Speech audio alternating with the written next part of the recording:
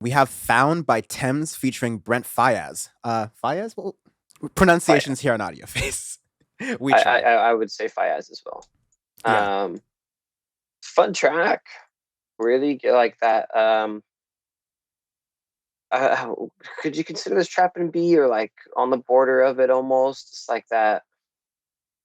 Yeah, it has a little bit of like almost a I don't want to say like a Latin flair, but something that because of the Yeah, slower beat, you get a little bit of like the shake and like it's something you can almost salsa dance to yeah. feasibly, right?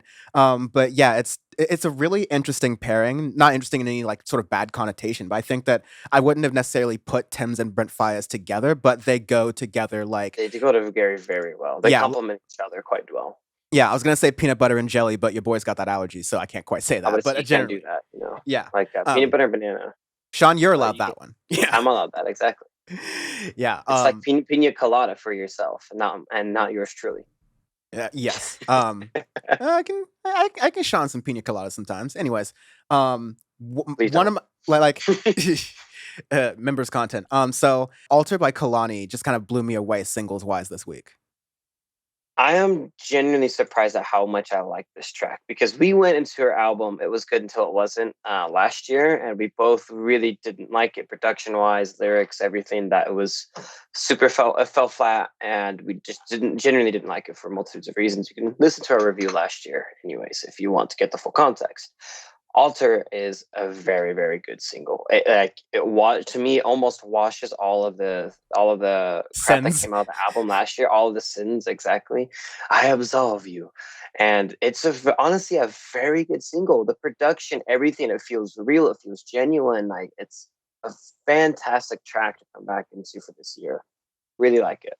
So genuinely surprised, but pleasantly Yeah, surprised. I appreciate the hashtag Funk is back turn that Kalani took with the single here. Yeah, It's that modern funk sounds like it's very yeah, synthy, but you know it's very bass focused. You gotta love that.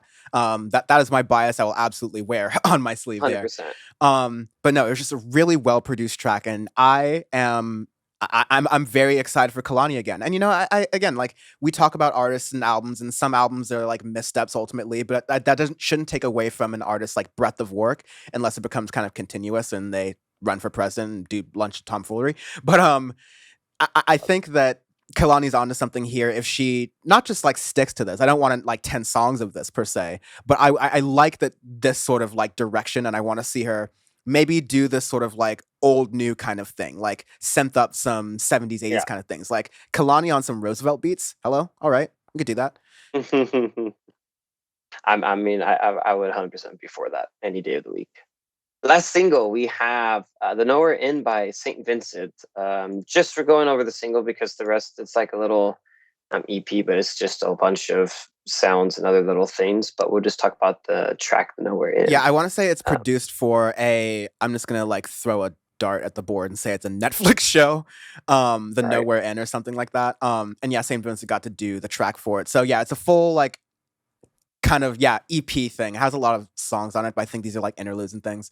But I definitely thought the title track for it, and a lot of people think the title track for it is pretty good.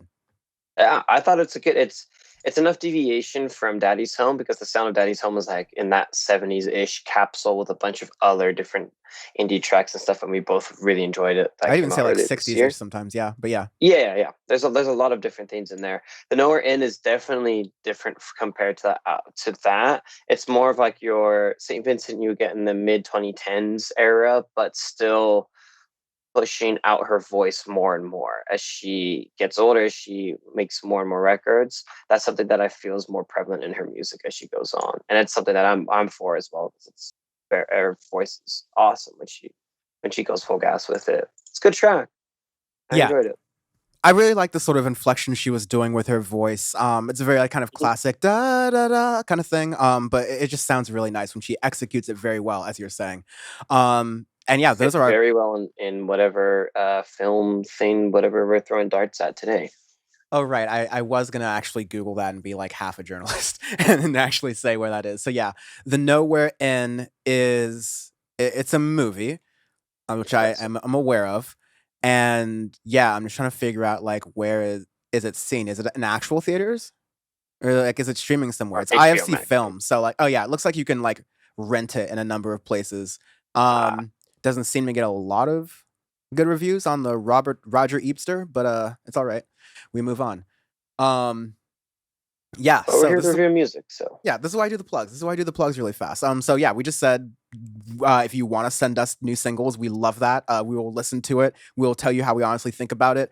Audioface at syndicate23.co for that. But if you want to check out our playlist of new music, including the singles that we like from this year, check out. It's also in our podcast description or the video description. The link yes. to our 2021 AF playlist. Y'all know about the bonus episodes. Thank you again for growing Audioface and following us on Audioface Pod. We are growing really fast on YouTube and a lot of other places. So really appreciate all the support you're doing that. Keep commenting, keep liking the videos. It's free for y'all and it helps us grow, honestly. And so we really appreciate it. Power Report, I am, as you can tell, quite exhausted, but probably tell quite exhausted. But I'm gonna try to do just like a solo one on a couple of things really fast. The topics that came to mind generally are like the whole AOC dress controversy because I think it Oh kind of Lord. like it's so dumb, but I think it opens up this kind of like performative ultra leftness that's going on where it's like whoever can appear the most communist online wins as opposed to like actual political action, but hashtag no politics.